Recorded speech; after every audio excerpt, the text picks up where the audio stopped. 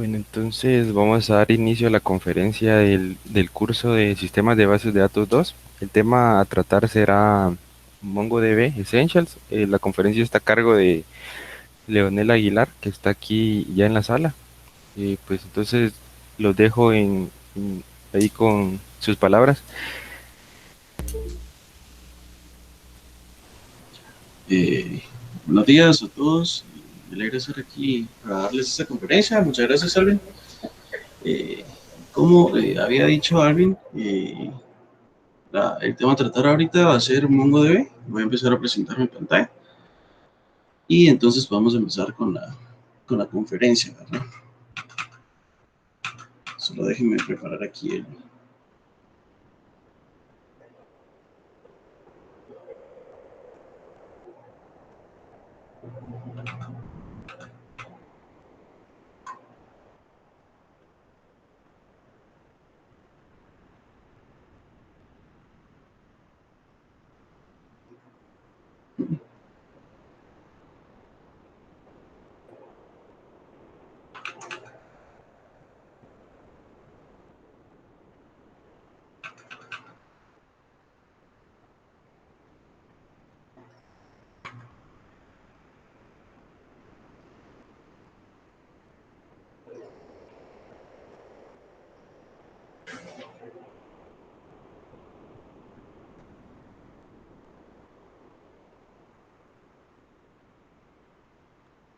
Muy bien.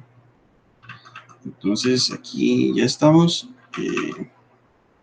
Voy a pasar un link con el cual, bueno, aquí en pantalla también lo pueden ver, pero ahí pueden realizar sus preguntas, si es que tienen alguna. Y yo las puedo presentar y ver de una mejor manera y quizás responderlas un poco más rápido. Déjenme que me escopie aquí. Ahí está. Muy bien, entonces empecemos pues. ¿Qué vamos a hacer hoy? Vamos a dar una breve introducción a MongoDB. Veo que pues, ahorita no, creo que todos ya hemos usado al menos alguna vez MongoDB, ¿verdad? Entonces no voy a enfatizar tanto en una vista como tan superficial, por así decirlo. Eh, Vamos a, bueno, instalando y conectando MongoDB, realmente ya lo instalé, viendo que yo pensaba que tal vez iban a ser alumnos o compañeros que no tenían mucha experiencia, pero veo pues, que sí va. Entonces, esa parte quizá me la voy a saltar, excepto la parte en la que voy a hacer una configuración ahí para que, como tengo una instancia en Google Cloud, en la cual está mi MongoDB, entonces pues solo les voy a mostrar un parámetro que tiene que configurarse ahí para que puedas conectarlo con un cliente en tu máquina host. Va. Después vamos a ver el Data Overview y unos comandos del CRUD. Vamos a ver cómo hacer réplicas y por último vamos a trabajar un poco con datos geoespaciales.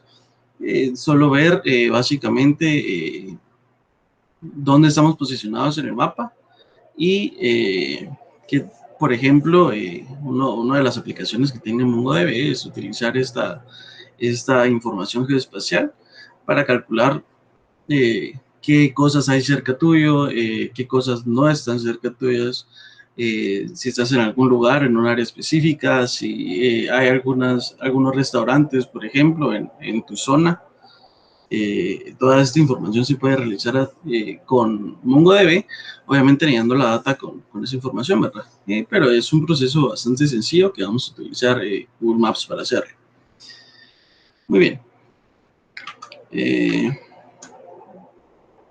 Entonces, podemos empezar con, bueno, ¿qué es MongoDB, verdad? Y generalmente nos enseñan ¿va? Que MongoDB es una base de datos no SQL, pero es un poco raro enseñar qué es algo diciendo que no es. Es como un poco contra la lógica, ¿verdad? Al decir la base de datos MongoDB es una base de datos no SQL, no da mucha información acerca de qué realmente es.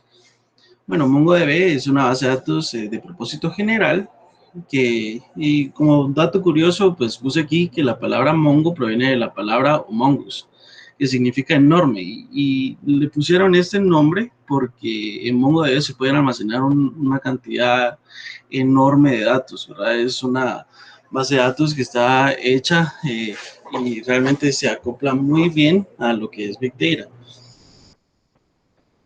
Bueno, algunos de los términos claves que hay aquí en esta imagen es que es expresivo y query language con índices.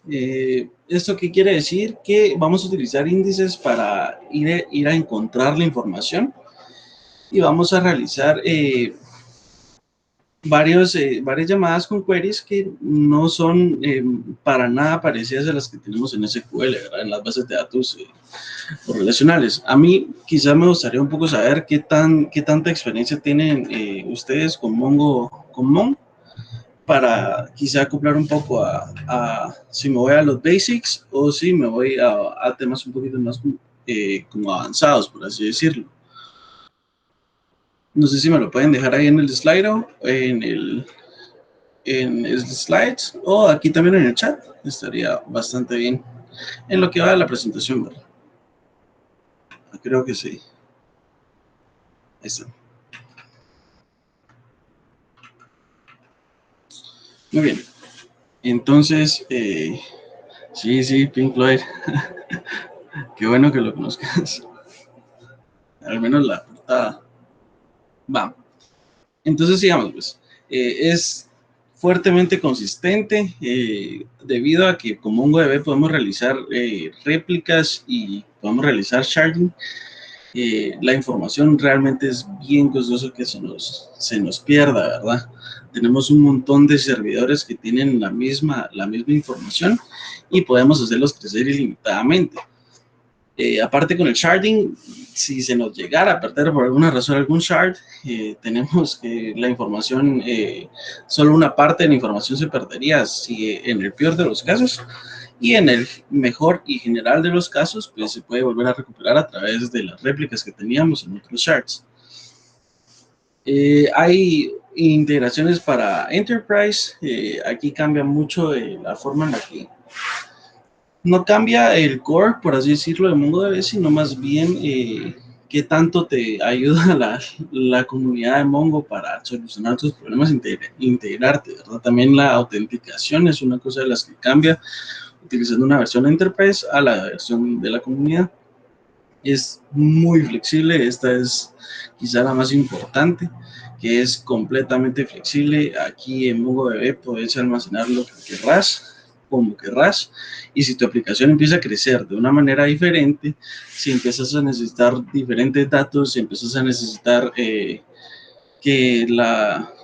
qué sé yo, que alguna información ya no siga guardando el modelo que estás utilizando, si empiezas a tener diferentes fuentes de datos, pues MongoDB es una muy buena herramienta para hacer esto. Creo que ahorita con todo lo que llevamos de bases de datos SQL nos hemos dado cuenta de que hacemos el modelo mal, ¿va? Y si lo hacemos mal y queremos cambiarlo para que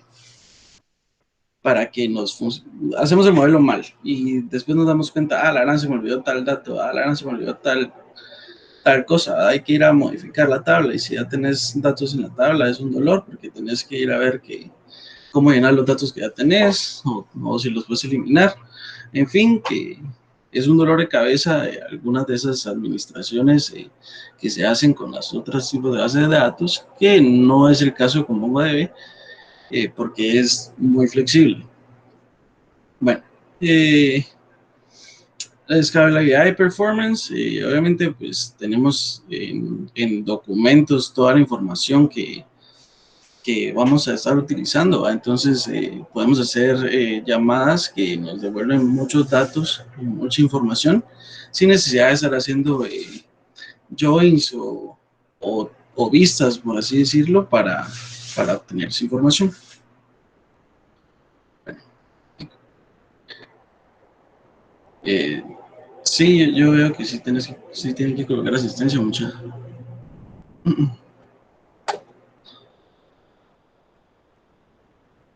Ok, bueno, sigamos con la siguiente diapositiva. Entonces hay algunos términos claves que quiero volver a tocar. El primero es que es propósito general. Entonces acá no es que solo funcione para ciertos casos, no es que solo una cierta cosa, es ya que es de propósito general, podemos utilizarla para almacenar básicamente cualquier modelo que queramos tener. Obviamente, la utilización de una base de datos no SQL a SQL pues tiene sus ventajas y desventajas, que quizá no es el momento ahorita de contrastarlas, pero pues es bueno saber de que con MongoDB podrías hacer todo lo que puedes hacer con cualquier otro tipo de base de datos. Eh, Puede almacenar mucha información y esto es importantísimo porque aquí vamos a, bueno, si ya tengo un usuario y quiero volver a meter esa información, solo la meto, ¿va? No tengo que ir a modificar, por así decirlo. Obviamente eso también tiene que ver con las políticas que tengamos de la empresa, pero me refería más al hecho de que si yo necesito almacenar información, aunque sea replicada, yo no tengo que estarme preocupando por, la gran, mi base de datos va a crecer mucho, ¿va? Mongo te lo aguanta. Es no SQL, pues no utiliza el lenguaje SQL, es schemaless. Va, esta es una parte importante porque no es 100% schemaless, que es sin esquema. Es es parcialmente sin esquema. Realmente los esquemas que tiene, porque si tiene esquemas MongoDB, son muchísimo menos restrictivos a los que tenemos en otros tipos de base de datos. Los esquemas, pues básicamente se están ahí para definir ciertas validaciones que las políticas de la empresa te deberían de decir, si en dado caso existen. Después de esto tenemos de que es Dynamic Schema, que es que las estructuras están cambiando, pueden cambiar constantemente mientras vos vas agregando más lógica de negocio a tu aplicación y a tus datos. Esas pueden ir cambiando y almacenándose de diferente tipo de información. Muy bien, entonces vamos a ver los main features que nos provee MongoDB. Básicamente cuando crearon MongoDB tenían en mente dos cosas que eran muy importantes.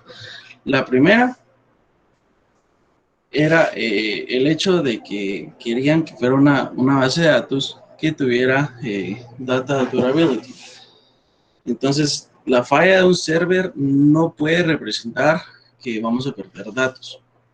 No puede, si un servidor me falla, tengo a otros 10 ahí corriendo con la misma información y en algún momento yo vuelvo a sincronizar el server que se me cayó para que vuelva a tener la información correcta. Entonces, en MongoDB no existe eso de, la gran, se me arruinaron los datos, ¿va? Y no tengo otra base de datos, o no tengo un respaldo, o no puedo hacer un backup, o los backups incrementales no funcionaron, qué sé yo. Sino que en MongoDB pues tenés varias réplicas y pues estás teniendo los datos en grupos de servers que tienen la misma información. Ok. Ahora, también otra de las cosas que tenía es el horizontal escalability. Dice que se puede agregar de manera ilimitada clusters. Esto es decir, el escalamiento horizontal es a diferencia del escalamiento vertical, que es comprar más cosas o mejores cosas. En el horizontal, si vos ya tenés un servidor cachito y volvés a comprar otro, pues se lo vas agregando ahí. No necesitas tener más potencia, sino más bien necesitas tener más clusters y vos le puedes agregar de manera ilimitada esos clusters. ¿Y esos clusters qué son? Pues son potencia de utilización, ¿va? Y ahorita que todos están migrando a la nube y ya ni siquiera los tenés que comprar. Hay una muy buena implementación de Mongo que se llama Mongo Atlas. Esta no la vamos a utilizar ahorita porque creo que el chiste era ver Mongo en consola, pero bueno, obviamente también se puede con consola Mongo, pero es un poco más sencillo configurar cosas y obviamente mucho menos caro porque en cloud pues te cobran. Pero Mongo Atlas es una muy buena implementación de Mongo en la nube. Está hecha por ellos. Entonces, si tienen tiempo ahí, si quieren aprender algo nuevo, si tienen que implementar Mongo de manera rápida, pues Mongo Atlas está ahí, tiene un clúster gratis eh, que dicen que es gratis para siempre. Es chafita, pero saca apuros para APIs que uno dice, no quiero hacer un Mongo ahorita. Bueno, entonces los esquemas simplemente son mucho menos restrictivos. Esto creo que ya lo había mencionado. Y bueno, nuestros servidores, estos clusters que tenemos acá, son posibles que estén tanto en LAN como en WAN. Entonces, si tenemos un clúster, por ejemplo, aquí en Guatemala y tenemos otro en Panamá y otro en, qué sé yo, Honduras y uno en México, pues es posible manejarlos todos desde el mismo lugar, ¿verdad? No es necesario, pues, meterse a complicaciones con que, no, pero no estamos en la misma red, entonces no podemos conectarnos. Realmente es irrelevante en dónde esté una vez tenga acceso a internet y acceso a la misma red. Obviamente con clusters que estén en la misma LAN, no es necesario que tengan como tal una red de internet, sino más bien que estén interconectados. Bueno, permite mejor performance en general. Esta escalabilidad horizontal permite que el performance de cada uno de los clusters esté dividido. Esto, imaginemos que aquí adentro tiene su load balancer, ¿verdad? Entonces, pues está dividiendo todo el tráfico que necesita y permite utilizar más el espacio de cada uno de los discos que tienen los clusters. Bueno.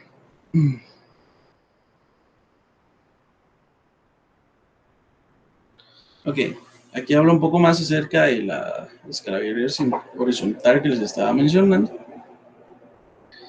donde vemos de que aquí tenemos una colección y en MongoDB vamos a ver que trabajamos con nuestro equivalente de tablas, son colecciones, que son grupos de documentos. En este caso nuestra colección ocupa 1 TB. Entonces vamos a tener una colección que ocupa 1 TB dividida en 4 shards, el shard A, B, C y D. Cada uno de estos shards va a tener 250 GB de esta misma información, distribuida a partir de cada uno de esos. Entonces, acá vamos a tener poder de cómputo, acá vamos a tener poder de cómputo, acá también y aquí también, y a eso se le llama la escalabilidad horizontal, ¿verdad? Si agregamos uno acá, entonces se va a dividir ya no va a tener 250, sino 200 cada uno. Y así se van como que nivelando la carga que tiene cada uno de estos shards para manejar de una mejor manera tanto el almacenamiento de los discos que tendrían estos, o el poder de almacenamiento que tienen, como el performance que tienen en general. Aparte de eso, puede crecer ilimitadamente. Si tuviéramos 1000 aquí, entonces cada uno tendría solamente 100 gigas, no, 10 gigas, por así decirlo. Ok, bueno, sigamos. Ahora, ¿qué es un sharded cluster? Un cluster le llamamos a un grupo de datos que tiene un replica set. Y un replica set es un grupo de servers. Y adentro de este server hay una instancia de MongoDB corriendo. Entonces acá tenemos n instancias de MongoDB, aquí tenemos otras n instancias de MongoDB, y aquí tenemos otras n instancias de MongoDB. Si una de estas falla, no importa, porque en alguna de estas otras n está la misma información que estaba esto de acá. Y cuando esta se arregle, imagínense que, no sé, se le fue la señal de internet, se le fue el poder de electricidad. Entonces, cuando se arregle, lo único que va a pasar es que esta va a entrar en un estado que se llama stateless, es stale. Ese estado stale lo que significa es que no podemos ni leer ni escribir en este servidor. hasta que nosotros podamos pues volver a sincronizarlo con sus demás servidores en su misma réplica. Su misma réplica set. Entonces un clúster tiene adentro réplica sets. Y una réplica set tiene adentro varios servers. Y un server tiene adentro una instancia de MongoDB corriente. No hay límite de miembros en el clúster. Esto puede crecer horizontalmente hasta el infinito, teóricamente, obviamente, ¿no? Pero, entonces acá empezamos a ver lo bueno y lo, lo durable que tiene MongoDB y también qué tan disponible está, ¿verdad? Porque, bueno, si este no me responde, pues este tal vez me responde antes, ¿verdad? Y si no, este tal vez me responde antes. Cuando nosotros nos conectamos a través de un driver a este tipo de clusters, tenemos también que definir acerca de a qué tipo de... Vamos a ver que las réplicas tienen dos tipos de server, el primario y los secundarios. Entonces, cuando nosotros nos conectamos a los clusters, les decimos, bueno, mira, para esa réplica quiero que me llames al primario. Sí, si se puede, solo al primario. Si no, pues llámalo secundario. En esta, pues ya nos dimos cuenta de que el primario quizá tiene mucha carga y por eso se está cayendo. Entonces, bueno, mejor llámate a los secundarios porque esos tal vez tienen un mejor poder de cómputo, tal vez no están corriendo algún proceso, qué sé yo. Entonces, acá nos vamos dando cuenta de que este tipo de arquitectura, en una arquitectura de SQL, estaría bien complicada. Y ahorita vamos a ver una gráfica acerca de las limitaciones. Mientras más funcionalidad tiene, menos escalabilidad, y es lo que les estaba comentando.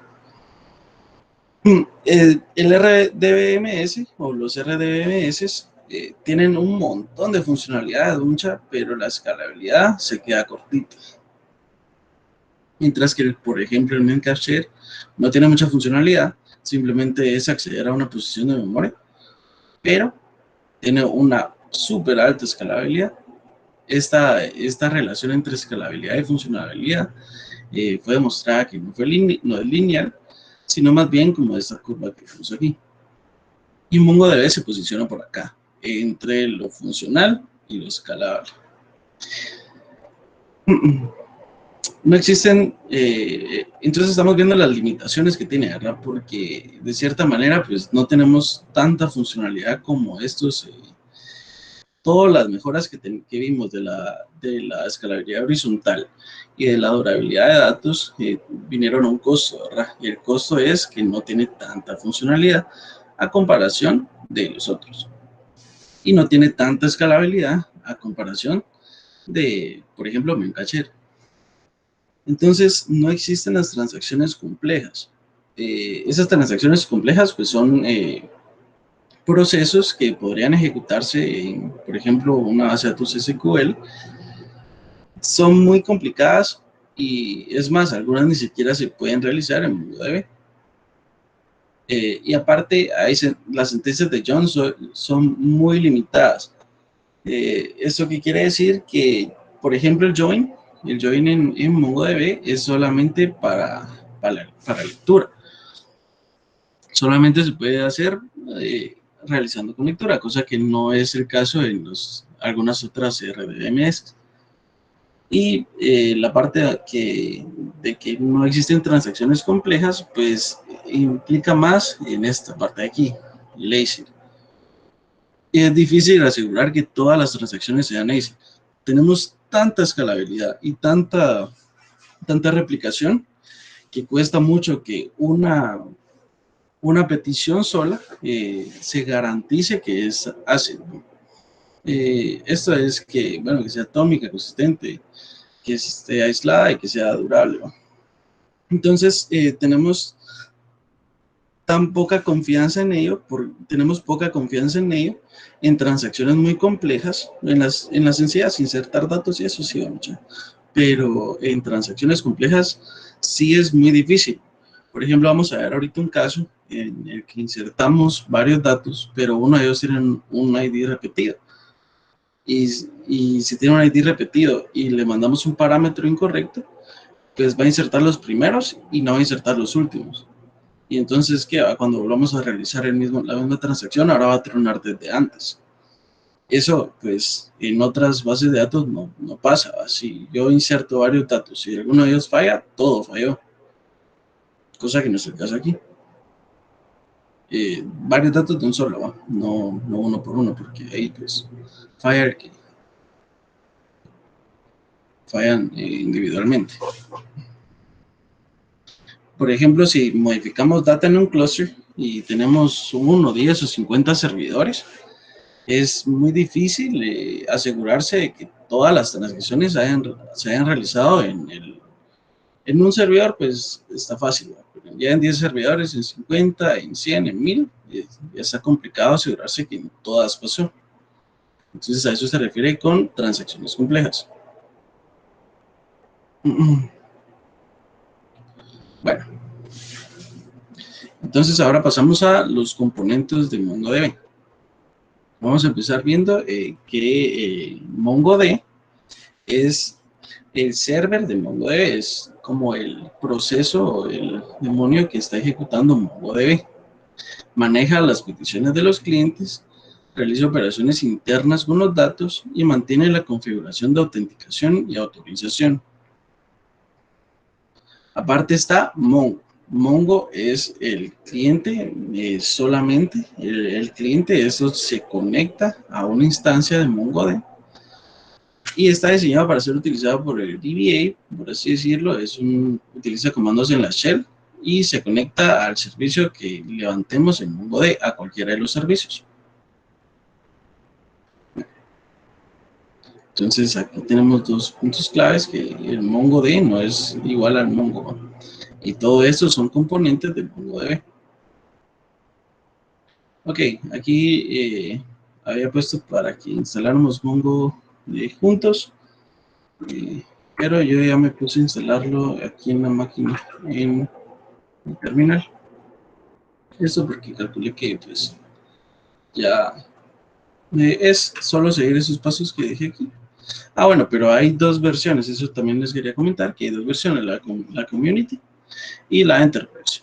En la Community, pues vemos que todo es completamente funcional, no es de que nos estén limitando de alguna manera, por ejemplo, como lo hace Oracle con su versión Community a comparación de su versión Enterprise, ¿no? Que hay muchas cosas en Oracle que no se pueden realizar en la versión Community, que sí se pueden en Enterprise. Por ejemplo, los backups. Algunos backups, ¿no? Va. Entonces, acá no tenemos restricciones en la versión comunitaria, es básicamente todo lo que puede hacer MongoDB. Y en la versión Enterprise, lo único que se le agrega, por así decirlo, el valor agregado es el Management Service y autenticación con algunas otras cosas como LDAP y Kerberos. Y algunas otras cosas, pero estas dos son como las que más venden a partir de su Enterprise. Aquí les dejé pues, los comandos que necesitamos para descargar MongoDB, la versión 4.4, en un Ubuntu 18.04 LTS. Aquí pues yo ya lo hice, ya lo tengo instalado y lo podemos evaluar dando el comando de mongoeval y le pasamos un query que es bastante sencillo. Hacer lo que vaya a realizar connection status, y pues todo está bien, ya tenemos la versión 4.4 instalada. Ahora bien, esto si se dan cuenta está en una máquina virtual y está en cloud, está aquí. Y aquí estaba habilitándole, entonces pues acá recuérdense de habilitarle una red, un firewall rule que se vaya al puerto TCP 27017 o cualquiera que sea el puerto en el que estén abriendo MongoDB para poder acceder hasta él desde cualquier tipo de de cliente que tengan. A mí me gusta usar Mongo Compass y también RoboMongo, no sé si lo conocen o lo habían escuchado, pero son dos clientes de Mongo que son bastante buenos. Ahorita que si termine de conectarlo vamos a ver. Entonces primero conectamos desde aquí. Acá pues básicamente solo le pasamos el IP 122.0.20 cuarto y por el momento sin ninguna autenticación. Ahora bien, esto no me va a conectar y eso es porque acá estamos escuchando a localhost y eso es un problema. Entonces esto sí tenemos que ir a cambiarlo eh, porque si no lo cambiamos, en primera estamos ejecutando ahorita Mongo y sí sirve, pero no tenemos ningún servidor Mongo. Como habíamos dicho, MongoDB tiene adentro un servicio que se llama MongoDB. Entonces, para, eh, para configurarlo, por así decirlo, primero tenemos que crear unas carpetas, una en específico, que si se dan cuenta ahorita que corre, esto me va a decir que no se pudo. Y no se pudo porque no existe data barra data de B. Ese es el problema que quizá no se mira muy bien aquí, pero el problema está en que no tenemos esa carpeta. Entonces vamos a crear la carpeta. Si se dan cuenta no lo tenemos. La vamos a crear.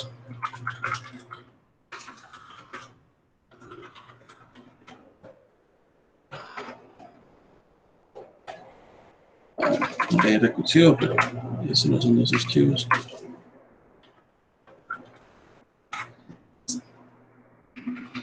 Y ahora todavía no podemos correr. Dice que el address está ya en uso. Entonces vamos a parar el servicio. Stop. No. Mongo stop.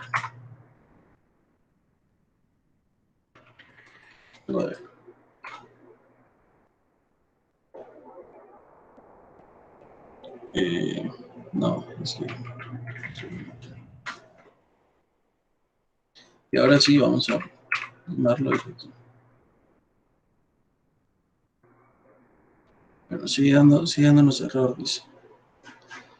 Eso es porque no lo estamos creando como... Esta. Ya tenemos corriendo nuestro servicio de MongoDB. Si se dan cuenta, pues ese tipo de mensajes, pues la verdad no es nada legible. Ese es uno de los problemas de correrlo aquí en esta parte de acá. Pero al menos pues ya tenemos corriendo. ¿Y cómo lo comprobamos de que se esté corriendo? Pues vamos a crear otra sesión de este mismo, de esta misma terminal.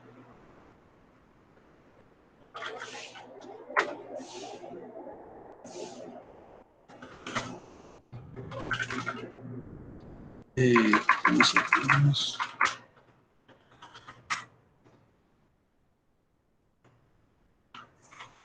y le vamos a dar el comando Mongo. Y eso nos va a iniciar un cliente. Y pues ya estamos conectados a Mongo, ¿verdad? Aquí podemos darle un show TVs. Y pues nos damos cuenta de que ya tenemos aquí la información de las bases de datos y todo. Ahorita vamos a trabajar con eso. El problema ahorita está en que de cualquier manera todavía no me puedo conectar a esto. Y eso es porque aparte de haber iniciado esto, tenemos que irnos a editar una carpeta que se llama, vamos a ver primero que tiene, entonces tiene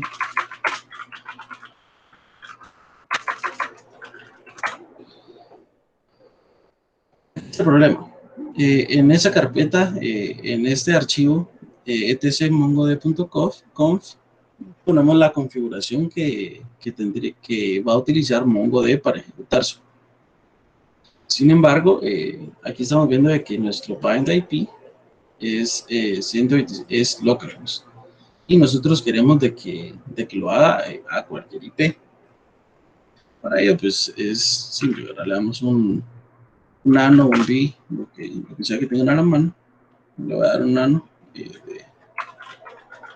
PC, y me voy a editar. Ahí creo que le tenés que dar sudo, porque no te va a dejar. Ah, tenés razón. No, no.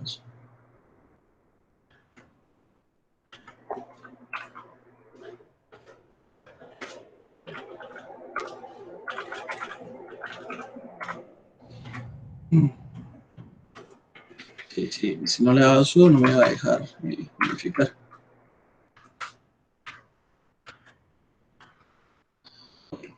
Para que ya tenemos esto corriendo, esto vamos a volver a correr nuestro MongoD, pero le vamos a pasar la configuración que queremos ejecutar. En este caso es PC. Bueno, ahí estamos. Y ahorita ya no me sale más logs. Esto es porque pues aquí ya nos está yendo a nuestra terminal, si nos está yendo este archivo. Entonces esto es una de las cosas que hace este archivo de configuración. Ok, entonces ahora sí probemos, a ver si ya podemos conectarnos, y si se dan cuenta ya nos deja. Esto entonces es una de las razones por las cuales no podrían conectarse a una instancia que esté corriendo MongoDB en la nube, ¿verdad? Bueno, ahora que ya tenemos esto, pues podemos ver aquí un poco de Mongo Compass. Nos sale aquí, por ejemplo, las bases de datos que tenemos. Por ejemplo, nuestra base de datos Startup tiene documentos que dan, que dan información acerca de cada vez que hemos reiniciado la base de datos. Si se dan cuenta, la hemos reiniciado 2 veces. Bueno, eso es para la parte de Mongo Compass, y para la parte de RoboMongo, pues si se dan cuenta, esa es una como solución un poco más completa, ¿verdad? Yo ya tenía aquí un server, pero le voy a dar una nueva conexión.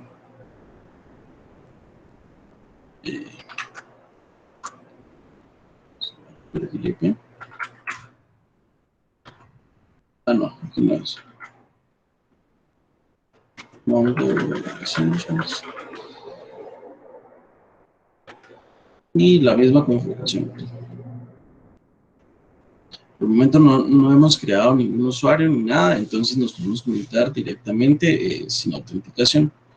Obviamente este no es una buena idea, ¿verdad? Por eso es solo por ahorita que estamos empezando a configurar.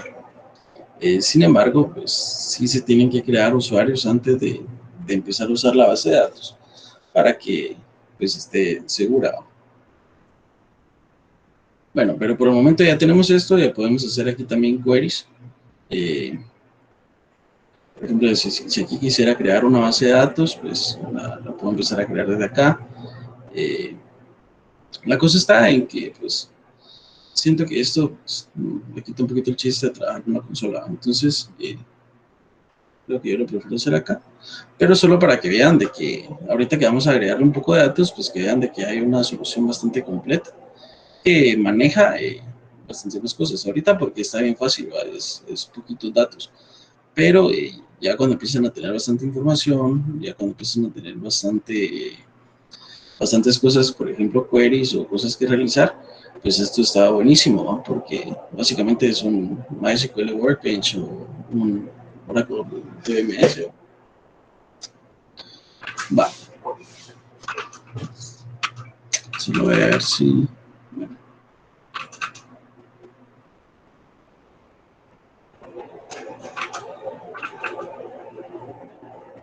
Lo saben de la parte de si habían dudas, no sé. Ok. Pero creo que no hay, así que sigamos.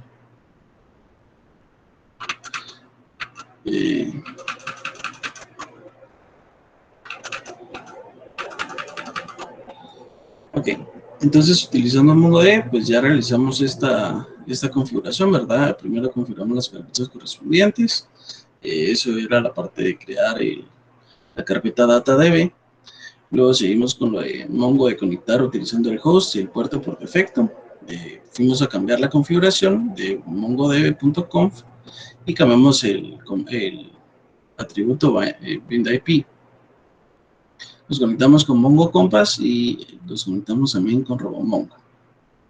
Ok, ahora sigamos un poco con aquí las presentaciones. Entonces vamos a ver MongoDB versus SQL.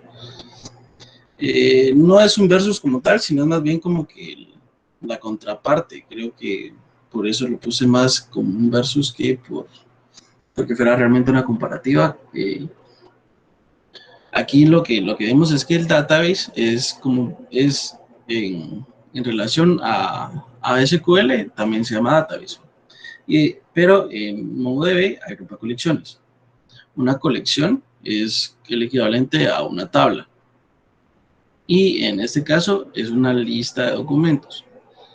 Y un documento es la contraposición a una tupla. Y que es el documento es la unidad básica de almacenamiento que tenemos en Mongo. Por último, cada documento tiene campos o fields, que son atributos del documento, y cada atributo tiene valores. Ahora, algo interesante en Mongo es que si bien un documento está en la misma colección que el otro, ese documento puede tener campos totalmente diferentes al que tiene, por así decirlo, su hermano, ¿va? Esa es una de las partes, creo que más complicadas de manejar con Mongo, y también por eso se realizan algunas validaciones a nivel de colección que se pueden definir, pero también es una de las partes chileras porque si bien el documento puede tener, por ejemplo, un atributo que se llama usuario y el otro tiene un atributo que se llama correo, eh, bueno, depende también de la implementación que uno tenga, pues puede ser de que funcionen de las dos maneras. En el documento podemos almacenar entonces cualquier valor con cualquier tipo de campos, con cualquier tipo de valores. Cada campo y cada valor están únicamente restringidos al tipo de valor que tiene el formato JSON. Y aún más específico el formato BSON, que es una representación binaria de los archivos JSON. Pero ese tiene un poco más de tipos de datos. Bueno, entonces ya dijimos que los documentos son la unidad más básica de almacenamiento y que en memoria, o sea, es decir, en RAM y también en el almacenamiento secundario, se almacenan con el formato BSON. Ok, entonces existen diferentes tipos de datos de JSON y en BSON también existen diferentes tipos de datos que son aparte de los tipos de datos que tiene JSON. Eso es interesante porque en JSON uno, por ejemplo, para almacenar información binaria, uno en JSON utiliza la base 64 y ahí uno tiene un gran string que contiene toda su información binaria. En BSON no, en BSON hay otras maneras en las cuales se pueden almacenar. Bueno, entonces aquí están los tipos de datos que tiene BSON. En este caso, pues, almacena datos binarios y es óptimo para transferir los datos en la red. Recuérdense que en Mongo tenemos un cluster que está a través de múltiples, puede ser que en múltiples regiones, puede ser que en múltiples networks, o incluso puede ser que en la misma computadora, pero eso no tiene mucho sentido. Pero el BSON está muy bien optimizado para transferir datos en la red. Entonces aquí se definen algunos otros tipos de datos. Por ejemplo, bueno, el string, que si todos lo tienen, el object, que es diferente al object ID, el array, el boolean, enteros de 64 y 32 bits, doubles y dates. Y también hay otros más aquí que no agregué, como tipo el timestamp, o también está el max key y el min key, así se le llama. Bueno, de acá, creo que los más importantes de recalcar es el Object ID y el Date. Los otros pues son bastante explicatorios por sí solos. Ahora, si ven este Number ID, en la versión 3.5 de Mongo y para atrás, cuando uno necesitaba comparar tipos, se utilizaba este ID. Desde la versión si no estoy mal, desde la versión 3.6 en adelante, ahorita estamos en la 4.4, ya se utiliza únicamente con el alias, así se le llama a esta parte, alias. Una de las cualidades que también tiene Bison es la transversibilidad. Eso vamos a ver qué significa en un momento. Ok, entonces vamos a ver el tipo de dato que se llama Object ID. Generalmente este tipo de dato es utilizado para representar la llave primaria de una colección. Bueno, de un documento adentro de una colección. Creo que aquí me falló un poco la redacción, ¿no? Pero es la llave primaria que tiene un documento adentro de una colección. Y no solo adentro de la colección, si nos damos cuenta a partir de cómo se generan, pues esto es un timestamp, esto lo primero de aquí son 4 bytes que representan la cantidad de milisegundos que han transcurrido desde 1970, el 1 de enero. Luego viene un identificador de la máquina, seguido de un identificador de un proceso y aparte un contador que empieza en un número random. Entonces no solo es random en una colección, sino también es random en toda la base de datos. Esto es importante porque pues, de esta manera fue que solucionaron estos de MongoDB para hacer llaves que fueran completamente únicas. Hay dos maneras de generarlas. La default, por así decirlo, una que lo autogenera, es solo llamar a la función ObjectID, y eso construye un objeto de este tipo. Y la otra es mandar un hexadecimal, un número hexadecimal de 24 dígitos.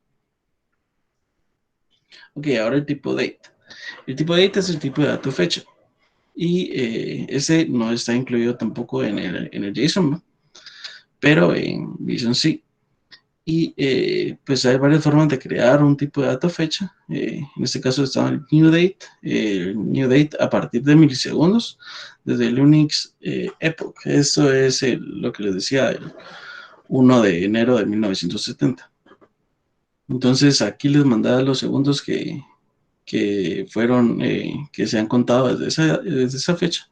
Y aparte a través de un ISODate que utiliza el formato 8601. Ese es el que utiliza JavaScript por defecto, entonces pues tiene bastante compatibilidad con eso. Bueno, y transversibilidad, que a qué me refería con eso. Esta palabra proviene de la teoría de grafos, de si un grafo es transversal, entonces puede ser recorrido a través de todos sus vértices sin tocar uno o dos veces. En este caso no se refiere tanto a eso, pero sí al hecho de que los datos son altamente navegables. Es fácil recorrer los datos. Y aparte que pueden ser embedded. Esta palabra es importante porque esta denomina que un documento puede tener adentro otros objetos sin necesidad de que esos otros objetos estén definidos en una colección. ¿Eso qué quiere decir? Que adentro de mi documento, por ejemplo, persona, podría tener algunos atributos u objetos adentro, como por ejemplo, si yo tengo varios carros, podría tener un arreglo que adentro tuviera el objeto carro. Entonces a eso se refiere con embedded. A contraposición de SQL, que yo tendría que tener una tabla que se llama carro, y ya sea que yo tenga que hacer una relación de muchos a muchos y descomponerla, o una relación de uno a muchos, si es que un carro no se podría compartir con otro dueño, por así decirlo. Ok, entonces a eso se refiere en ver que los objetos o arreglos tienen adentro objetos o arreglos. Y aunque esto es así, pues es sencillo navegar a través del MongoDB, lo hace de forma bastante fácil. Ok, ahora vemos un poco de las cualidades de las colecciones. Las colecciones, pues, son creadas en automático. Esa es la primera. Nosotros no venimos y decimos, quiero crear esa colección, ¿no? Ahora bien, eso no siempre es necesariamente así. Estamos hablando de MongoDB puro, ¿va? Pero muchos de los drivers que se utilizan, por ejemplo, Mongoose o MongoPython, tienen posibilidad de generar cosas que se le denominan modelos, que van a crear colecciones y que aplican restricciones a nivel de su código que pueden ser utilizadas para que se respeten ciertas reglas. Por ejemplo, yo quiero que un usuario siempre tenga un user ID, por ejemplo, o siempre tenga un correo. Entonces, pues ese tipo de validaciones es también a nivel así, o también se puede realizar a partir de un esquema que se le llama así en MongoDB. Bueno, son equivalentes a las tablas. En SQL pues se le llama tabla, ¿va? Aquí se le llama colecciones, pero las colecciones aquí tienen varias características diferentes. Por ejemplo, que son polimórficas. Eso quiere decir que adentro de cada colección pueden haber datos de diferente tipo de datos que tengan colecciones. Las colecciones pueden tener adentro documentos que tengan diferente tipo de datos. Aparte, son dinámicas. Si en algún momento yo, por políticas de la empresa, por algún tipo de necesidad de agregar un dato, o necesidad de quitarlo, o necesidad de cambiar completamente una parte del esquema, pues yo lo puedo hacer sin perder los datos que tenía atrás. Este tipo de migraciones es las que les comento que son bien complicadas en SQL. Si yo, por ejemplo, tengo un usuario y no tenía contemplado que iban a tener carros, después agregar esa tabla, pues bueno, en ese ejemplo quizás no es tan difícil, ¿va? Pero en algunos otros ejemplos, pues sí sería bastante complicado tener que ir a cambiar el esquema, solo porque se me olvidó, solo porque de alguna manera me agregaron ese tipo de funcionalidad. Muy bien, ahora veamos un poco acerca del CRUD. Y ahorita vamos a pasar a una parte un poco más práctica. Las operaciones de CRUD pues son las que ya sabemos, va create, update, read y delete. Estas son las funciones como que básicas y que cualquier base de datos necesitaría, por así decirlo. Bueno, no siempre, por ejemplo, Redis no tiene algunas, pero bueno, el CRUD. En MongoDB sí existe y se hace a través de estos comandos que tenemos acá. Hay un montón de más comandos que no son necesariamente para controlar datos como tal, pero estos son los que más se utilizan y esos son los que generalmente los drivers que utilizamos en lenguajes de programación tenemos al alcance estas operaciones. Y bueno, la diferencia entre, por ejemplo, el insert, el insert one, insert many, estos dos pares en cada uno de estos se agregaron en una versión siguiente de Mongo. Estos no estaban antes de la versión 2.7, creo. Y solo se utilizaba este insert. Y después, pues, MongoDB vio la necesidad de agregar estas funciones con tal de, pues, facilitar un poco la vida al desarrollador. La diferencia es de que, por ejemplo, no devuelve por ejemplo, el insert no devuelve como tal la colección que acaba de crear, y sí, esa es una de las diferencias, por así decirlo, de utilizar uno con este. Bueno, ok. Hay algunas restricciones que tienen, por ejemplo, el insert. El insert y en update, en general, el depth, o sea, es decir, la cantidad de anidaciones que puede tener un objeto, no puede ser mayor a 100. Esto pues es complicado que en algún modelo uno tenga 100 datos anidados, ¿verdad? Eso sería quizá un modelo un poquito malo, ¿va? Pero es una restricción. El depth no puede ser mayor a 100. Y la que sí es bastante importante y es bastante recomendable que se lo memoricen porque a veces le da problemas a uno y es como, what, porque esto me está fallando, si solo es un insert, no solo es un update, es que los datos que se insertan no pueden ser mayores, no pueden tener un tamaño mayor a 16 megas. Eso es importante. No se puede almacenar datos mayores a 16 megas. Entonces, ¿qué hago si tengo, por ejemplo, una imagen que me ocupa, qué sé yo, 32 megas? Pues en primera no, quizá la forma correcta no sería estarla guardando en una base de datos, sino en algún otro servicio de almacenamiento como un S3 o un Google Files. Eh, pero de otra forma también se puede realizar particiones de los documentos, eh, cosa que no se recomienda mucho porque le quita un poco de performance a la base de datos, pero si en dado caso fuera excesivamente necesario, pues se tiene que hacer, ¿no?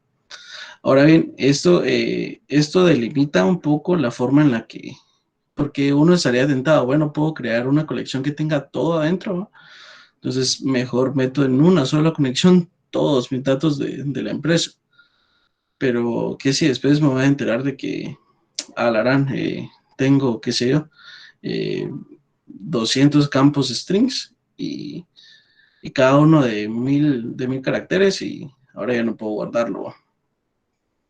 Entonces eso es a tomarlo en cuenta al momento de realizar los esquemas, porque entonces ahí tendría que ver, bueno, cuáles puedo quitar de ese documento, cuáles puedo mandar solamente como una referencia en el documento, por así decirlo, y mandar esos datos a otra colección y así n veces hasta que se solucione el problema.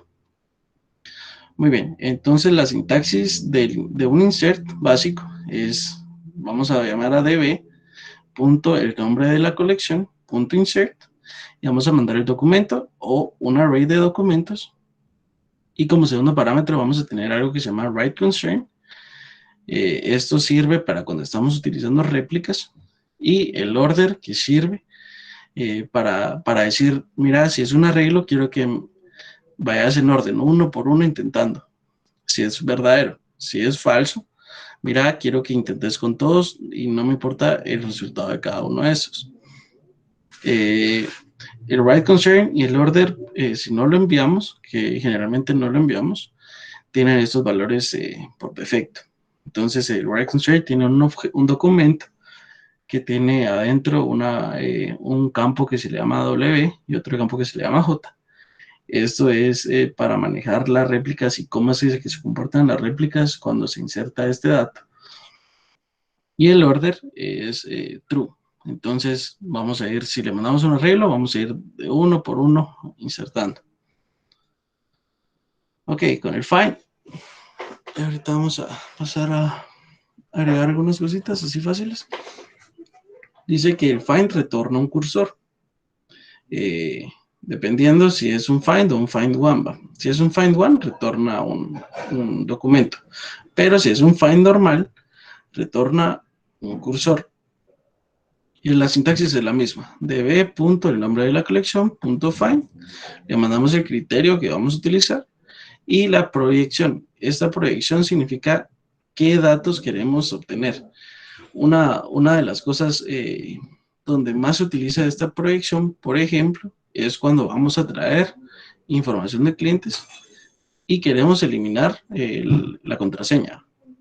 Entonces, nosotros al frontend, por así decirlo, no regresamos la contraseña. Es más, ni siquiera, casi que nunca lo regresamos ni siquiera al backend. Solo cuando necesitamos compararla con algo ahí encriptada. Entonces esa proyección nos puede definir, mira, tráeme todo menos la contraseña. Y el criterio es, pues decir, mira, quiero tal cosa, mira, quiero otra cosa. Ok. Ahora los cursores, miremos cómo es que funcionan los cursores. Un cursor es un puntero a la colección. Y ese puntero lo que tiene es una serie de reglas adentro que le indica a la colección cómo realizar las acciones que puede hacer el cursor. Por ejemplo, el count.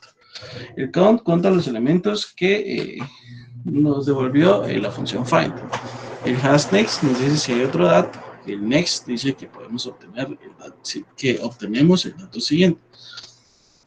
Hay un montón más de funciones, realmente no cabrían acá, que tiene el cursor, que son útiles, pero esas son como, siento yo, las tareas más útiles. Hay algunas que tienen para filtrar, por ejemplo, hay otras que tienen para saber en dónde están posicionados esos datos, pero como que los casos son o quizá muy avanzados o quizá muy específicos. Y pues yo, lo más usado es la función de filter. Bueno, no tienen los datos. El cursor no tiene los datos. O sea que adentro del cursor no está en la memoria. Pero tampoco se realizan peticiones cada vez que son necesarios. ¿Eso a qué me refiero? Si yo le hago un next aquí, me carga el dato, no es que me cargue el dato aquí el cursor, y cuando yo vuelvo a hacer next, se vaya otra vez el server y me traiga otra vez los datos. Sino que es algo interesante, que cuando se va a llamar o a ejecutar por primera vez cualquier acción del cursor, el server me devuelve 101 documentos o 1 MB, cualquiera de los que sea, el que sea más pequeño. Si devolverme 101 documentos es más pequeño que devolverme 1 MB, entonces me va a devolver 101 documentos. Y si no, me va a devolver el equivalente a 1 MB de documentos por cada vez que llame el cursor. Entonces, si llamo next, me va a devolver 101 documentos de un solo, a menos de que ocupen más de 1 MB. Entonces, si ocupa más de 1 MB, me vuelve 1 MB de información. El cursor es cerrado cuando ya no hay más datos. Esto es decir que si yo le estoy dando next hasta el infinito, pues en algún momento se va a cerrar.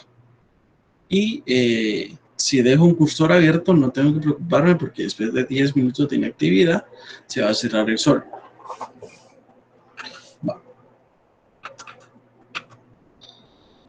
Vamos a ver. Ahora vamos a ver una lista de operaciones pequeñas, que son las básicas, las que utilizamos generalmente.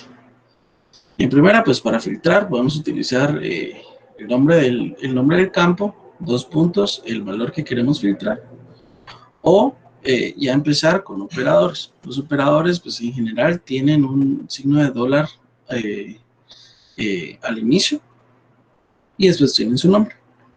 Entonces hay varios operadores. Por ejemplo, el exist lo que hace es, como nosotros tenemos en una misma colección varios documentos que quizá no tienen los mismos campos, entonces con el exist podemos decir, mira, quiero que me traigan todos los que sí tienen correo, y o mira, quiero que me traigas todos los que no tienen correo para ver qué hago con esa información. El equal pues todos estos acá son bastante explanatorios por sí mismos, ¿no? El equal, pues si es igual el valor, greater than o mayor o igual que mayor o igual. El in lo que hace es que va a buscar adentro de un array si el valor que estás comparando está dentro de él. Y también hay un nin que no está dentro de esos valores. El less than equal, not equal, aquí está el nin. Y por último el and, y aquí viene el or, el nor y el not. Y esos son todos los operadores que hay básicos que pueden realizar operaciones, aparte de algunos otros, y como vamos a ver en el ejemplo de datos geoespaciales, hay algunos que son específicos para eso. Entonces se pueden definir operadores, eso también es chilero de Mongo, porque puedes definir los operadores que necesites. Obviamente esa es una herramienta bastante potente, pero bastante avanzada, porque tenés que ir a definir, mira, quiero que con este esquema, si me dan estos valores, me devuelves tal cosa, y si no, pues tal cosa. Va. Es tipo como en C++ que puedes hacer overload. Ok, aquí ya empezamos. Entonces voy a darles un pequeño ejemplo, algo rápido de cómo se utiliza esta parte de aquí. Entonces primero vemos de que con el comando db podemos acceder a qué base de datos estamos ahorita trabajando. Si nosotros, por ejemplo, queremos cambiarnos una base de datos nueva, entonces lo único que tenemos que hacer es poner el comando use y el nuevo. Por ejemplo, la base de datos MongoDB Essentials, MD. Ok. Si damos show DBs, nos damos cuenta de que todavía no estamos en esa base de datos. Pero ahora bien, estamos en ella, pero el único problema está en que todavía no tiene ni un solo documento. Entonces, ahí hay un problema, ¿va? Porque, bueno, no es un problema realmente, es una funcionalidad que tiene MongoDB. No se crea ninguna base de datos hasta que tenga al menos un documento, al menos adentro de una colección. Entonces vamos a ver qué colecciones tenemos ahorita. Y obviamente pues no tenemos ninguna. Entonces vamos a crearlas. Ahora, ¿cómo creamos las colecciones? Pues ya les había comentado que las colecciones no las creamos. Las colecciones se crean cuando les agregamos un dato. Entonces vamos a hacer el comando db. A ver, el nombre que queramos de la colección. Por ejemplo, si queremos el nombre números, insert, y ahora vamos a ver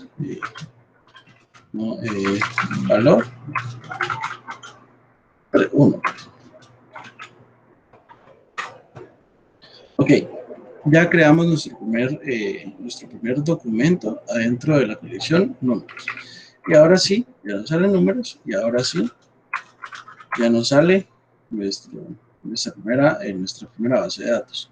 Entonces, si se dan cuenta, no tuvimos que hacer ningún tipo de esquema, no tuvimos que decirle, mira, por favor, créame tal base de datos, mira, por favor, créame tal colección que tenga dentro un valor. No, y pues aquí le podemos meter otras cosas totalmente diferentes. Por ejemplo, si queremos meterle aquí que tenga escrito 1. Ya, y no tuvimos que hacer nada, no tuvimos que cambiar nada. Y si lo devolvemos,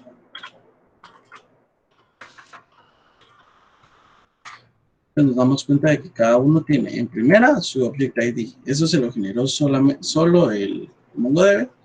Y en segunda, pues tenemos los valores que le pasamos. Ok, eso es con la parte de crear las bases de datos y eso. Ahora, ¿cómo los eliminamos? Pues podemos utilizar el comando db.números o el nombre de la colección, .remove. Hacemos adentro un array vacío porque eso es un criterio de filtrado. Pero si está vacío, pues se elimina todo. Ahora bien, ¿será que si no tengo ningún dato, todavía tengo la colección? Vamos a ver. Y nos damos cuenta que sí. Para eliminar una colección, necesitamos... Eso se les preguntaba porque se recuerdan de que para iniciar una colección necesitábamos agregarle un dato. Pero ahorita ya no tenemos ningún dato en la colección y sí tenemos todavía la colección. Para ello, pues utilizamos el comando db.números y .drag. Con esto, pues ya nos eliminamos. Y ahora viene la otra pregunta. ¿Será que todavía tenemos la base de datos MDE? Pues la respuesta es que ya no. Las bases de datos sí necesitan que al menos haya una colección adentro. Entonces, pues eso es un poco interesante verlo, ¿va? Porque es como, bueno, porque con colecciones sí, pero con las bases de datos no va. Va. Para eliminar una base de datos, por ejemplo, si yo ya quiero, vamos a volver a insertar números.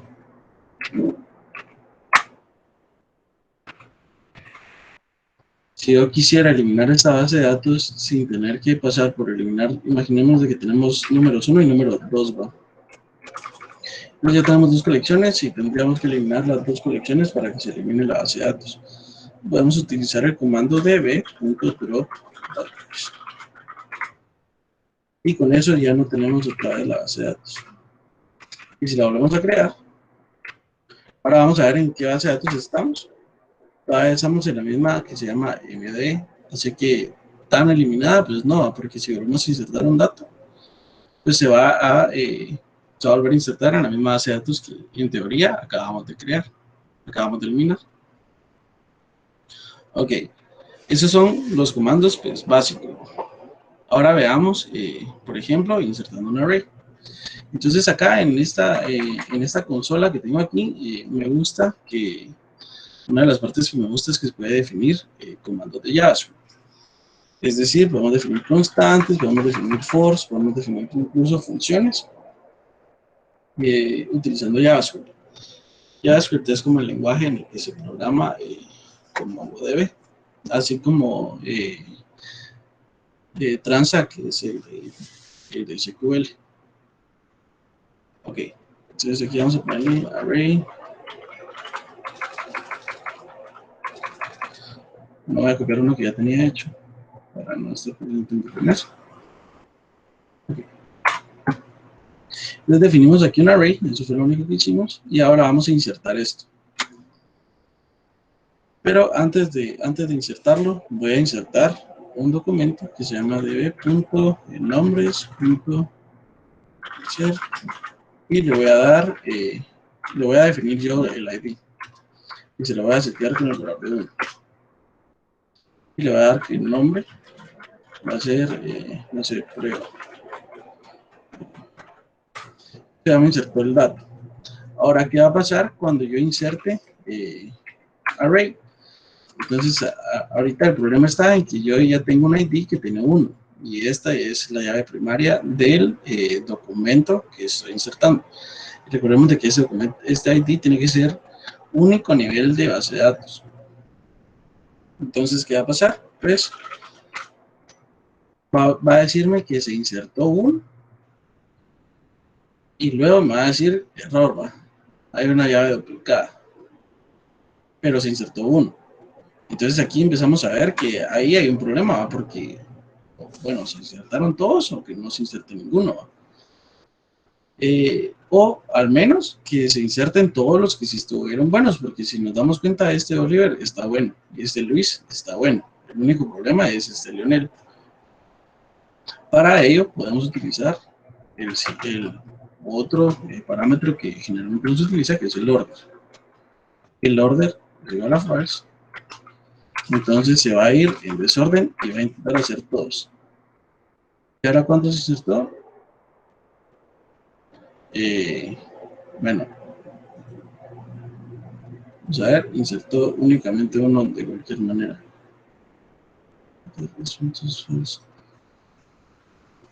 Vamos a ver la base de datos.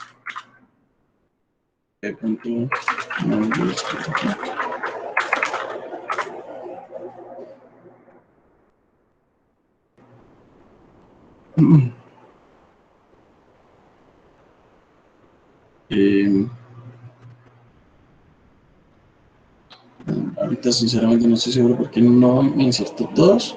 Vamos a ver.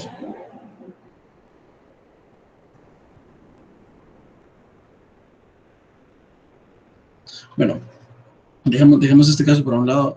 Ahorita voy a ver qué pasó.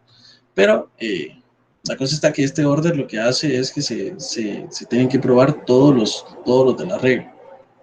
Sin embargo, quiero seguir adelante porque quiero enseñar lo de geoespecial. Pero sí, debería haberlo insertado bien. No estoy seguro qué pasó. Bueno, vamos a ver la otra restricción que les había comentado acerca del tamaño de la información, que no puede ser mayor a 16 megabytes. Vamos a darle bitname. Vamos a crear una variable que se llama bitname, que tiene al inicio una A. Ok, entonces le damos bitname, le vamos a dar un for, recuerden que esto es JavaScript, y vamos a agregarle, recuérdense que 16 megas es 2 a la 24, entonces pues vamos a agregar esa cantidad de datos, vamos a duplicar esa cantidad de veces los datos utilizando el comando, utilizando un for, bitname más igual bitname. Le vamos a pasar este null al final, es para que no me escriba el resultado que le da esto. Entonces cuando escribimos un null después de una sentencia, no nos hace eso. Por ejemplo, si aquí le daba solo bitname, pues me retorna la A que está escrita, igualmente aquí. Entonces eso mismo iba a hacer por cada una de las veces que se ejecutará esto. Y eso pues puede ser un poquito lento, ¿va? Entonces mejor no lo hacemos. Va. Ya ejecutó eso, ahora miremos qué largo tiene Big Main. Si nos damos cuenta, tiene un poco más de 16 megas. Entonces intentamos meter eso a una base de datos. Punto number, punto insert. Le vamos a dar Big Main, Big Main. Me dice que el objeto para intentar es demasiado largo. ¿Por qué? Porque tiene más de 16 megas. Entonces, acá, pues, esto es algo que tomar en cuenta cuando ustedes necesiten guardar información que ocupe más de 16 megas. Tienen que revisar cómo dividir la información para que pueda ser posible guardar eso. Ok, miremos un poco acerca de los cursores. Démosle un cursor. Vamos a ir ahora a... Bueno, sí, démosle un cursor. Es igual a db.numbers.find. Ok. Esto no me va a volver muchos datos, así que ingresemos algunos datos. Bueno, pero antes de eso, lo que voy a hacer es que no me salga un solo eso. Vamos a ponerle la cosa está en nulo. Con eso, pues ya puedo decirle cursor.hasNext. Vamos a ver si tiene true. Y entonces vamos a agarrarlo. Con eso lo agarramos. Bueno, podemos hacer dentro de un while, que es como generalmente pues, podríamos usar cursor.hasNext. Entonces, le damos un print JSON. Esta es una función que ya tiene cargada esto por defecto. Cursor.next.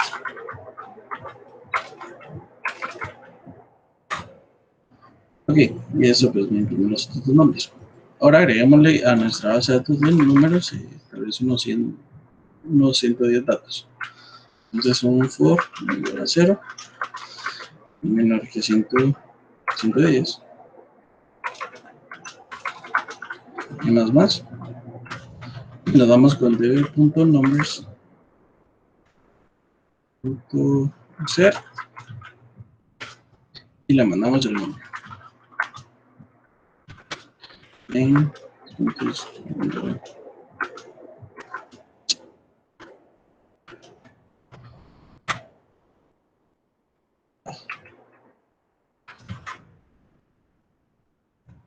el momento de la reunión, creo que es aquí.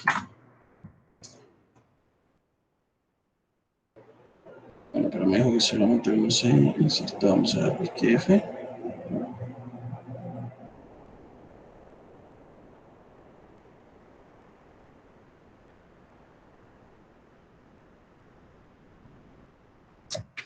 Logro ver por qué solamente se insertó uno.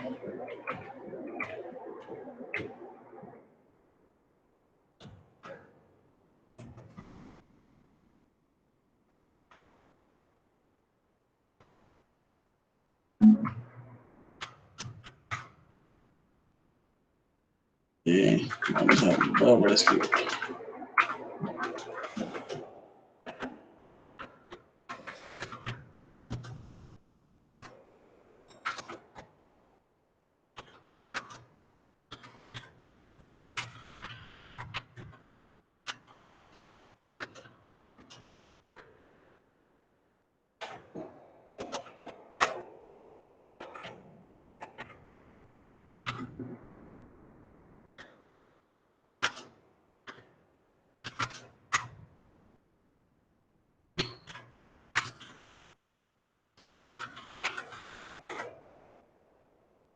Ah, no, sí se estaban ejecutando.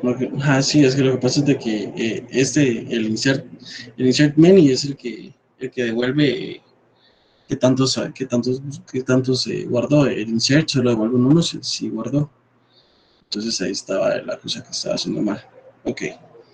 Entonces ahorita si le damos un db.numbers count, va a haber 440 datos porque ejecuté el comando varias veces, ¿no? Pensando que solo lo había guardado una vez, porque no sé qué me pasó que recordaba que esto devolvía el 100. Va.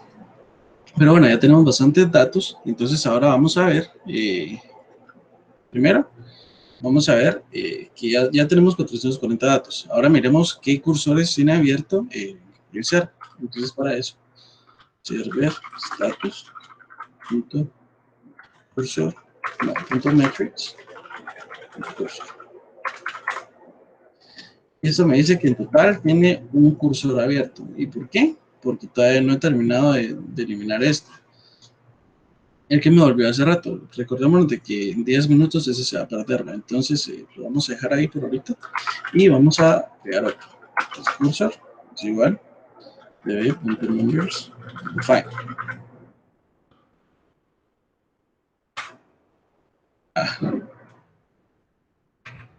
Ahí no. Ahí está. A ver cuántos cursores tiene ahora. Y debería tener 2. ¿Y por qué no tiene 3? Porque todavía no hemos ejecutado ninguna función con este cursor. Cuando ejecutemos la primera función con este cursor, nos va a devolver,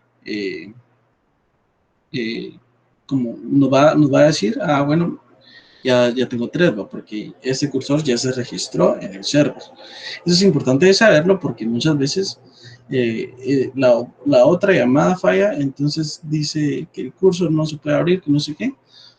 Y ese problema es un poquito raro de buscar, pero pasa porque el cursor no pudo ser abierto y eso es lo que está fallando. Y en general se arregla cerrando los cursores que tenía abierto.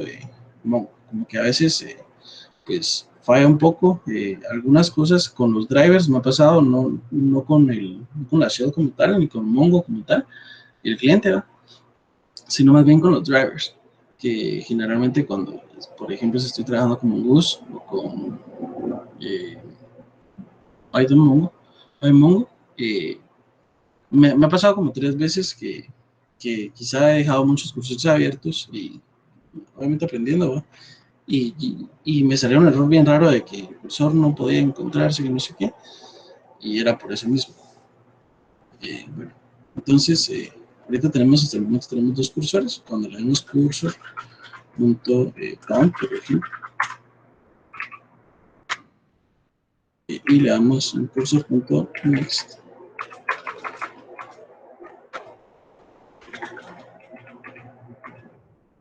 si nos damos cuenta, ya nos devolvió 3. Y ahorita, ¿cuántos datos tendríamos que tener en el cursor? Tendríamos que tener 101 datos, porque eso fue lo que manda el cursor. Ok. Entonces, ¿cómo podemos comprobar eso? Pues podríamos hacerlo pidiendo 101 datos hasta que ya no nos queden 101 datos más que regresar. Entonces, después de 101 datos, el cursor se debería cerrar. Vamos a ver. Entonces, y 0, 101.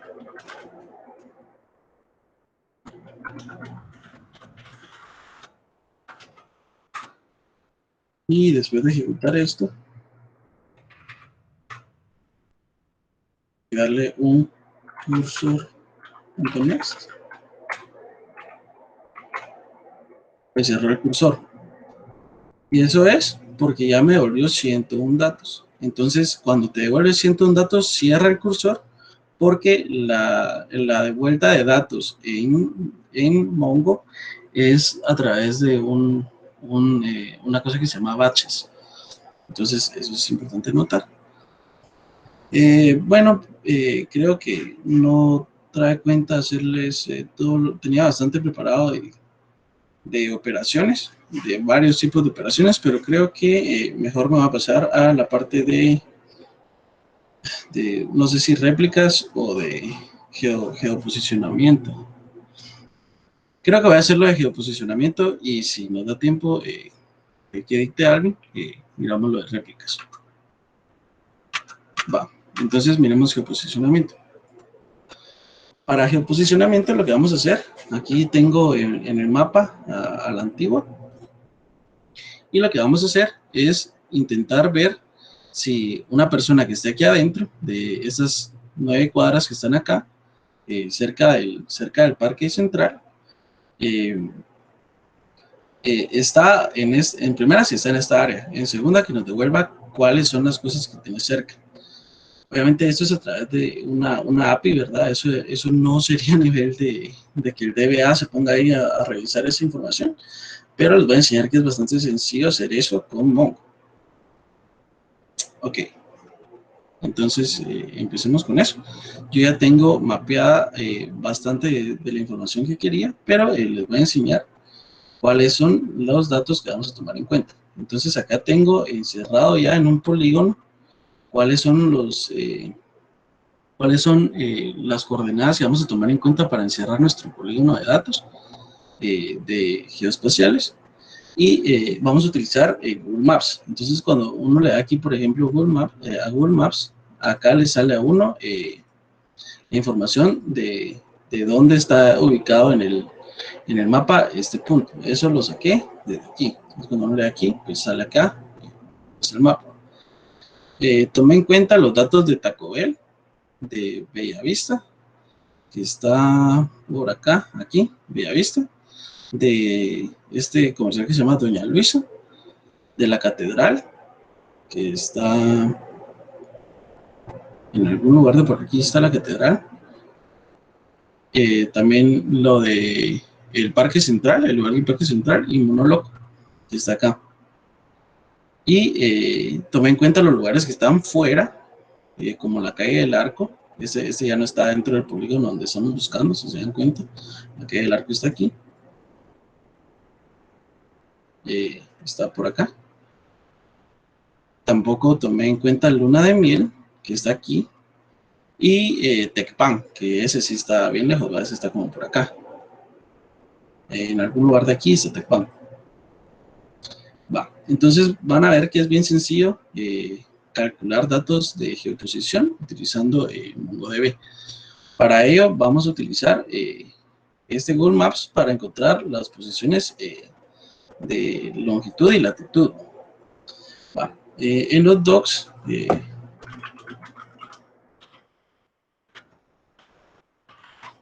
está,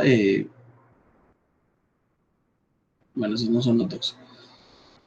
En los docs hay mucha información acerca de qué cosas se pueden hacer. Yo les voy a enseñar uno de los pocos casos de uso uno de los muchos casos de uso que tiene. Entonces vamos a empezar. Va. Vamos a crear una nueva base de datos que se llama Antiguo. Ahora vamos a, para utilizar si les quiero enseñar la documentación, porque si no, no me entienden esa parte. Vamos a utilizar algo que se llama GeoJSON. Y GeoJSON lo único que tiene de restricciones es que tenemos que tener una cosa que se llama tipo y una cosa que se llama geometría. Y geometría adentro tiene un tipo que tiene que tener un point o un polygon y coordenadas, donde esta es la longitud y esta es la latitud. A comparación de como nos lo da Google, que Google nos lo da al revés. Google nos da primero la latitud y luego nos da la longitud. Entonces yo aquí ya tengo los datos mapeados. Los voy a empezar a pegar para que ustedes vayan viendo cómo es que son esos datos. Y eso lo saqué de Google Cloud. Va, entonces primero voy a poner los de Taco Bell, Bellavista y eso. Esto lo saqué de Google Cloud y son, espérame, que creo que esa formato era bastante fea.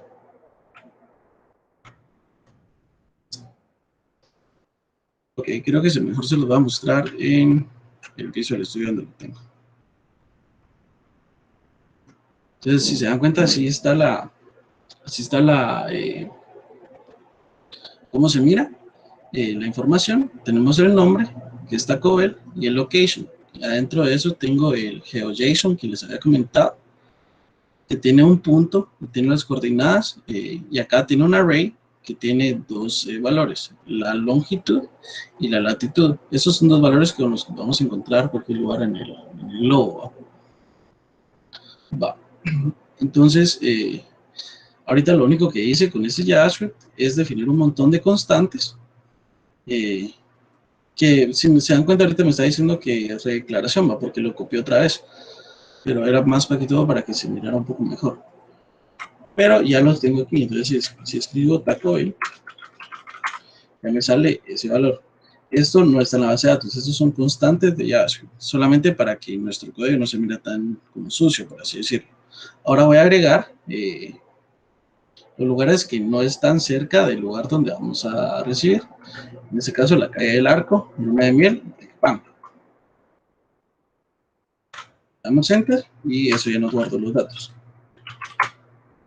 ¡Pam!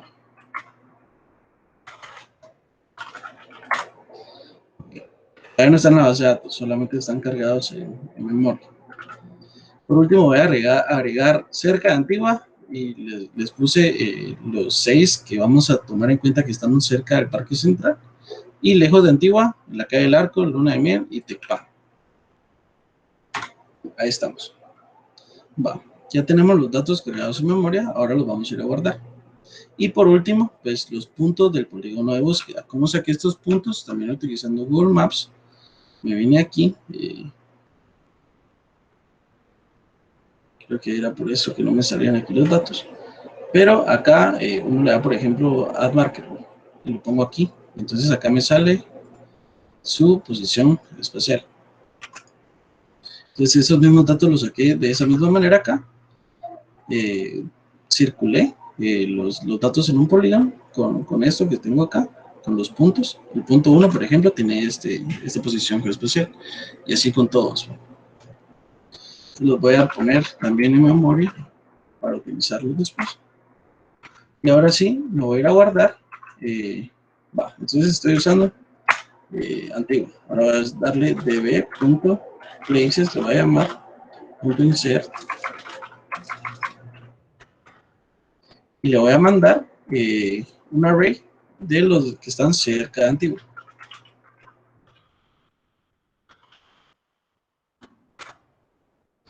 Ok, se insertaron 6. Y ahora le voy a dar los que están lejos de Antigua. Hasta el momento solo he cargado datos. Hasta el momento no he hecho nada más que cargar datos. Los datos que están acá. Ahora miremos cómo es que podemos hacerlo. Y es con una cosa que se llama near. Así se llama el operando. Near. Aquí near don't define dice, pero porque no lo estoy usando bien. Entonces, db.places.find. Vamos a buscar los que estén cerca mío. Entonces nos vamos a ir a posicionar ahorita mismo. Pero vamos a mandar esto acá.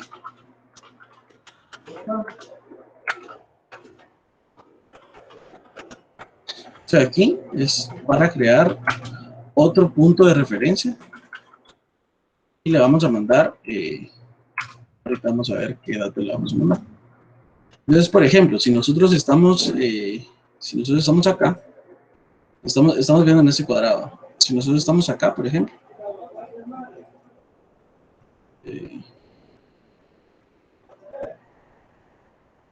no sé por qué dejó funcionar, pero lo voy a poner acá.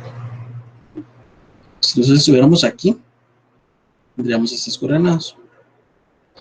Estas son las que vamos a ir a pegar. Primero vamos a pegar la que está en la derecha, porque es primero este, y luego la que está en el otro lado. O sea, este de aquí.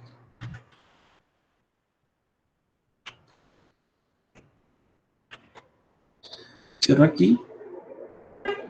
Y cierro aquí. Cierro aquí. Creo que eso.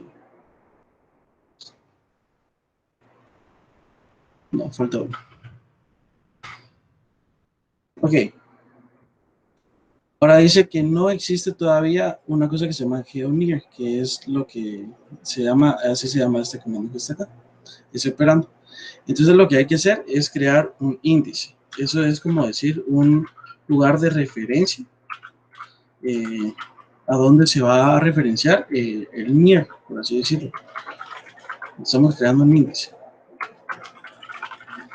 del lugar que se llama location. O sea, es decir, de este dato que tenemos aquí que se llama location. Y le vamos a mandar to the sphere. Así se llama el tipo de índice que estamos creando. Hay tipos de índice. Está, por ejemplo, los que son mayores, los que son ordenados para arriba, para abajo, los que son de string. Y en este caso se llama 2D Sphere. Es un índice especial para geoposición. Ahora sí miremos cuáles nos salen. Y si nos damos cuenta, nos salen todos. ¿Y por qué nos saldrán todos? Porque no estamos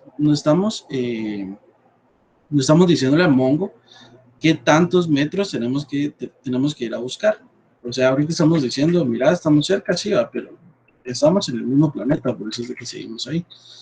Entonces, le pasamos una última cosa en el mismo near, que se le llama los operandos de min distance, y la distancia mínima a la que quisiera estar para que lo detecte son 10 metros, por ejemplo, y max distance. Ahorita vamos a ver cuánto le ponemos de valor a esto. Entonces nos vamos aquí al mapa y vamos a ponerle calcular la distancia. Desde aquí hasta, por ejemplo, acá hay 130 metros. Eso quiere decir que aquí, si le pongo, por ejemplo, 80, ya no me va a retornar nada. Y si se dan cuenta, ya no me retorna nada. Ahora si le pongo que estemos a 150 metros, como máxima distancia, ya me retorna Bellavista. ¿Y por qué? Porque es lo que tengo más cerca. Y realmente es lo único que tengo a 150 metros, solo tengo esto, miren. Aquí está Bellavista, yo estoy acá. Y a Taco Bell, ¿por qué no me habrá aparecido? Porque está 194. Entonces pongamos aquí 200. Y me debería aparecer también Taco Bell. Si se dan cuenta, también aparece. Ahora si ponemos aquí hasta acá, 550, por ejemplo, ya me deberían de aparecer al menos todos excepto Tecpan. Porque Tecpan está bastante más. Entonces, esto es en el caso de buscar qué tan cerca estamos de las cosas. Ahora miremos cómo sería si es encontrar si estamos adentro o afuera de un lugar, de un polígono, de un área. Y creo que con eso terminaríamos el ejemplo, porque tenía otro que es si estoy dentro o cerca de o fuera de un área, pero eso es otro que utilizamos con el mismo index. Entonces, define dar location. Y ahora utilizamos otro tipo de operando que se llama GeoWithin, al cual le pasamos geometry, otra vez geometry, le pasamos type, y ahora le vamos a llamar poly. ¿Por qué? Porque van a ser varios puntos. Y las coordenadas van a ser adentro de un array doble, P1, P2, P3, P4, y otra vez P1, porque tiene que ser una figura cerrada. Y le pasamos las mismas cuatro llaves de cerrado y esto. ¿Y esto qué nos devuelve?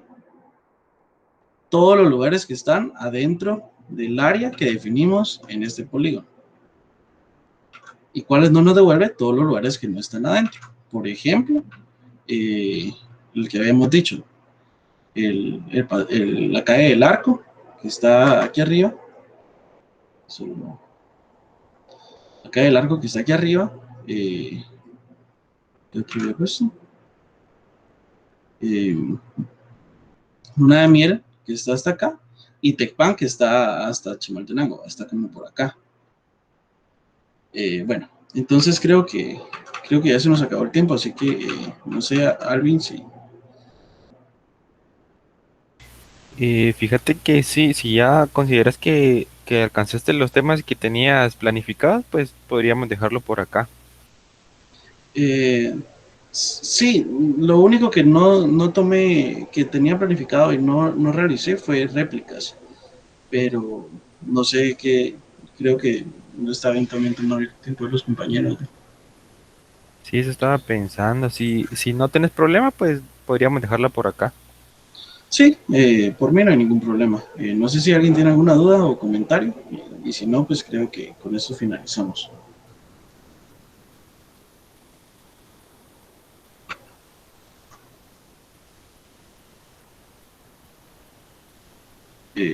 Bueno, yo creo que no, Alvin. Entonces, creo que con eso terminamos. Vale, solo les voy a pasar acá un formulario que tienen que llenar, por favor. Y pues entonces solo queda darle las gracias a Leo por su conferencia, sí estuve pendiente y pues qué interesante esa última parte de esto de la geolocalización. Te agradezco mucho porque sí considero que este tema le sirve bastante porque dependiendo de qué me dice el ingeniero puede hacer que veamos un poco de Mongo al final del curso, ¿va? Entonces sí, me imagino que sí le sirvió bastante. Entonces te agradezco mucho, Leo. Gracias por tu tiempo.